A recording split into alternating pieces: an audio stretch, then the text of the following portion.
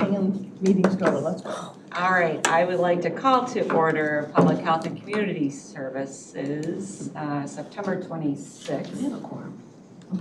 We have a quorum? We have a quorum. Four is a quorum. We having a hot flash? Oh, wait. Could I get a roll call, please? We should talk about them, they're normal. It is public health. Hendricks. Ness. Yes. Shorten. Van Hoff. Wagner. Here. Altoff. Here. Von Bergen. Here. Thank you very much. Could I get approval for the minutes for August 29th? I move. Second. Ms. Ness and Ms. Altough, all those in favor? Aye. Motion carries. Do we have any public comment? No. Seeing no public even present. Move right along to member comments. Any member comments? I don't know. Nope. Okay, great. And seeing no new business, we will move on to the routine consent agenda. Could I get a motion to approve the senior service grant funding? I'll make that motion. All right. You have to do it, I have to abstain. Okay, I'll second. Okay, second by Ms. Ness. Could I get a roll call, please? Ness.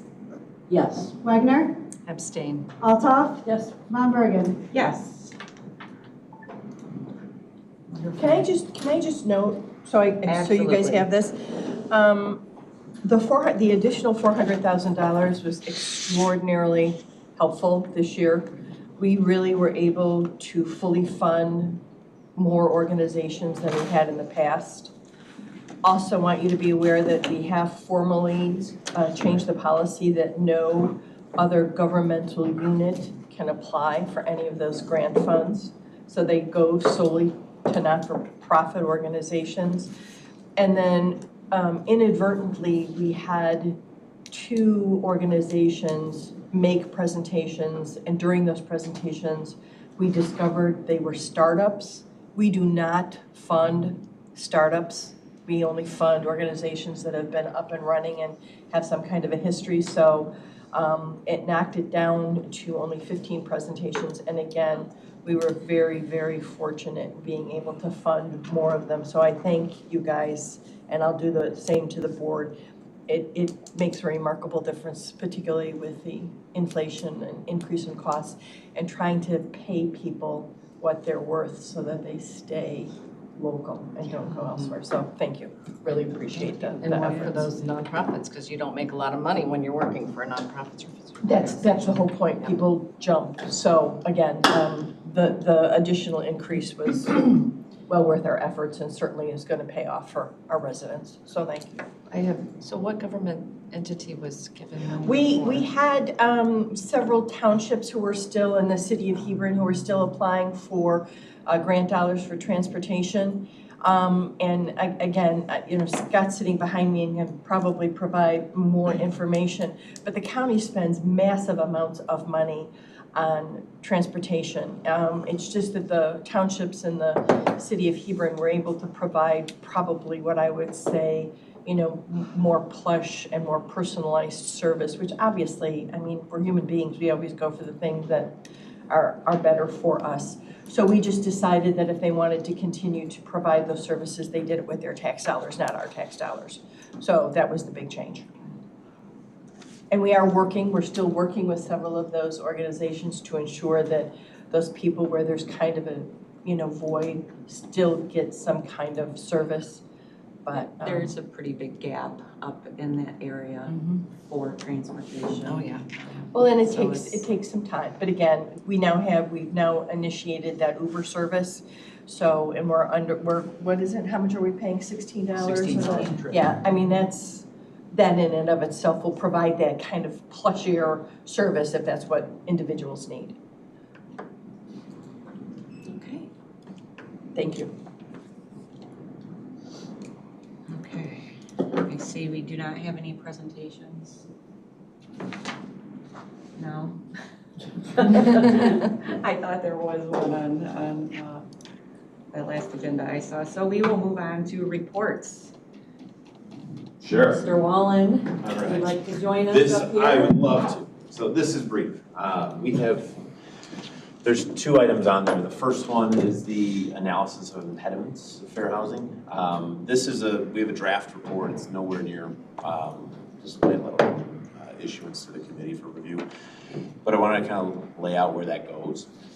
We have the the consolidated plan is due in June to HUD. This is a component of it. It's a big marker for them that they would like to see. So as we put that together, it'll probably be December, maybe January, that it comes to this committee for review and public view, public comment. So that's all that's about. There's no, go ahead. I was just gonna ask, is there anything, I mean, and I understand it's a draft, but during that draft, is there anything that's jumping out that would be something that maybe we should pay attention to? And again, I would just maybe ask consideration as we talk about strategic plan, that we include this information so everybody has it at that particular time. Sure. So, the timing of that would be critical. Yeah, that would be a good thing for us to hit. Things that are jumping out on it, I mean, there's the known ones. There's going to be the cost escalations, the cost for new construction and renovation. Just it'll make sense to jump into renovation and rehab. There's let's see, another big marker. I'm thinking another one. I'll give you. While you're doing that, I'm sorry. Can I still talk? Absolutely. Sometimes I just talk.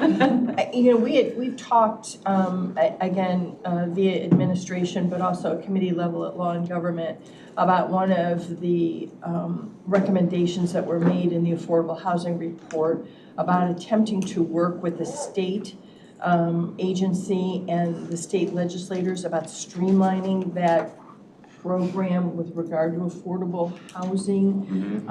I offer that to you, and then maybe as we move forward after the election and we kind of sort of know, maybe that's an effort we can do both legislatively and with the public health, a representative maybe from Public Health Committee, and try and see how to do that. I think that's going to be a long process. Yeah. So the sooner we start and maybe put a coalition together with some of the other counties that are also dealing with this and work with the agency, with IDA, that maybe we can do something. So, but I would also assume it would come through your. It would, yeah. And that kind of resonated. There is another item. So local response would be adjusting zoning codes Right. Yeah, and so that would be a local item that would bolster that state initiative, I would imagine too. So, and then some of the other items are kind of obvious, but we will work towards framing those up and getting the timeline on that. The other item that's in there is the community data snapshot. So that's a CMAP document that they produce. I think it's every June or July. The reason we brought that in or highlight that is the analysis of impediments is kind of our application of that community data snapshot. So it takes those same numbers. That's the foundational information for the analysis itself.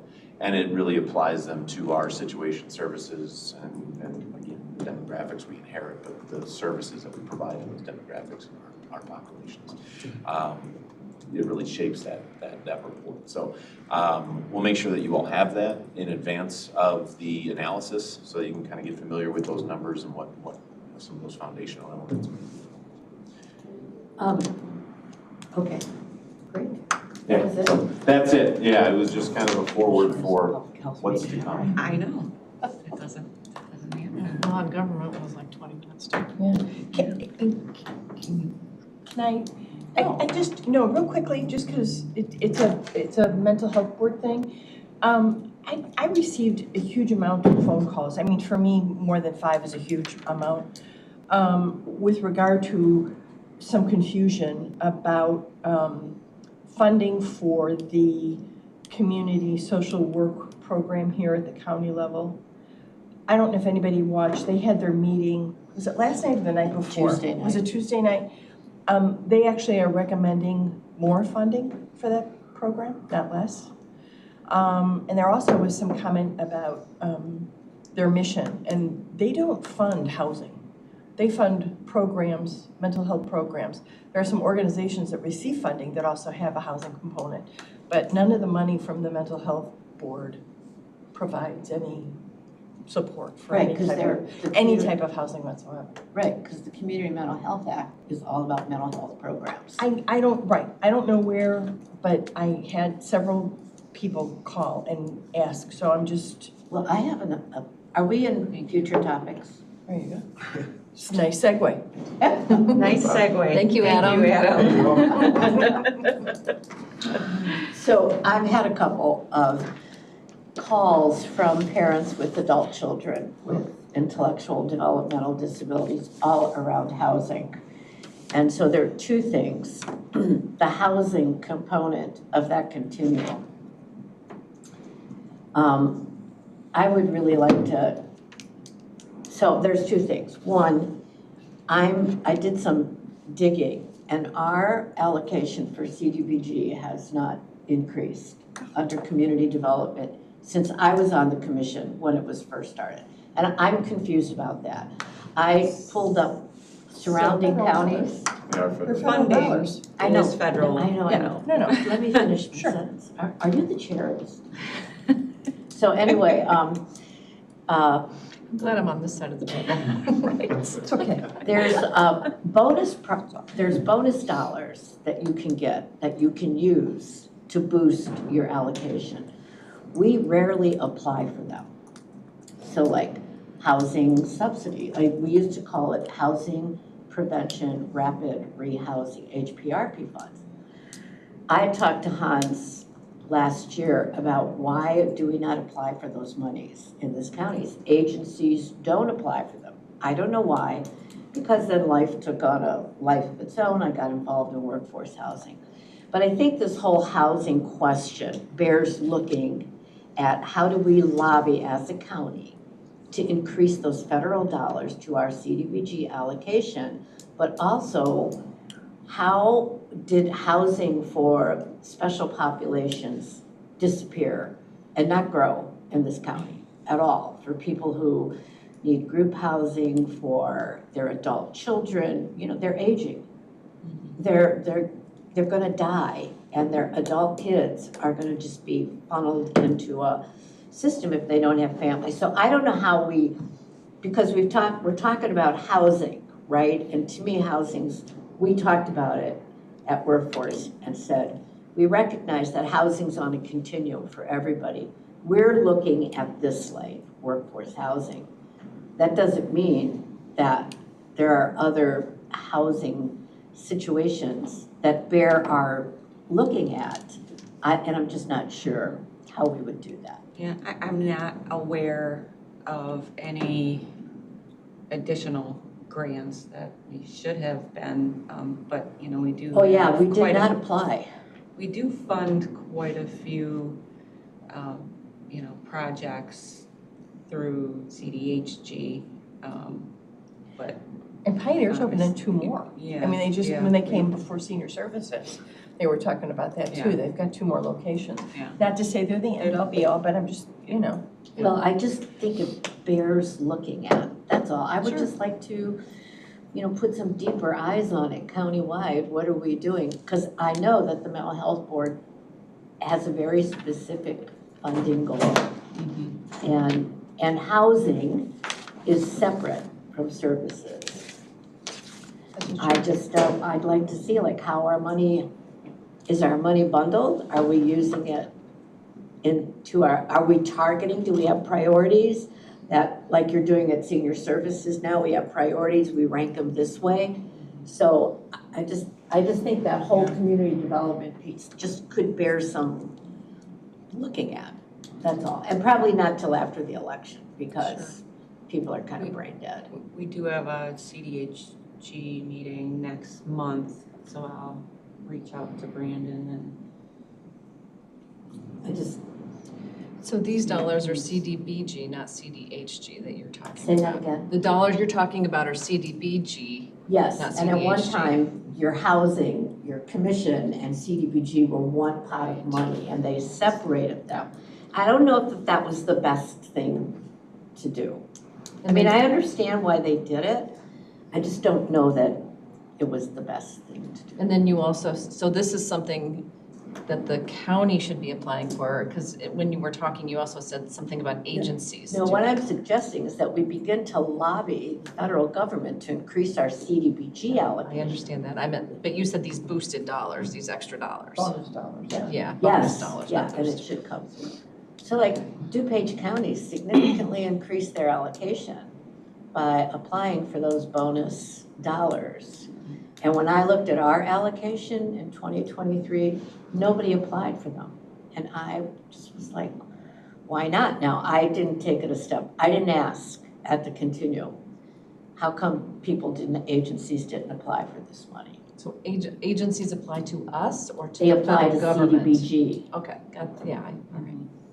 And they didn't. And when I talked to Hans, we talked about talking about it more, and then, you know, how life drags you along, and we didn't get back to it, but, yeah.